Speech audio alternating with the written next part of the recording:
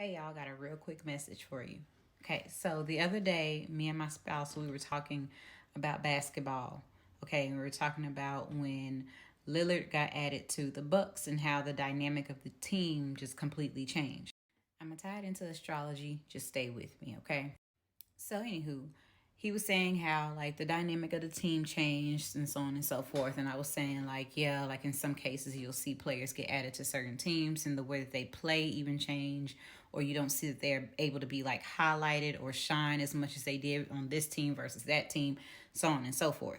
So that brings me to astrology and what we call synastry, right? So in astrology, we use synastry charts and composite charts to determine the energy of like two or more people, right? So like what's the purpose? What's the energy? What is the outcome of this thing? How is it going to be expressing itself?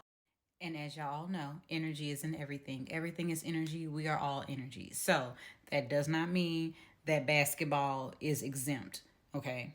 But this brings me to the topic of relationships, right? So, have you ever heard people be like, oh, when they got with this person, they started doing the things that I wanted them to do for me, but they did it with that person? Or when they got with this person, they were different. I didn't get that type of individual from that, or whatever the case. Although we are individuals, we are who we are, we don't experience the same person from one to the next because everyone possesses their own energy. And when those two energies or two or more energies connect and come into contact with one another, it creates a completely different expression, almost like a completely different person.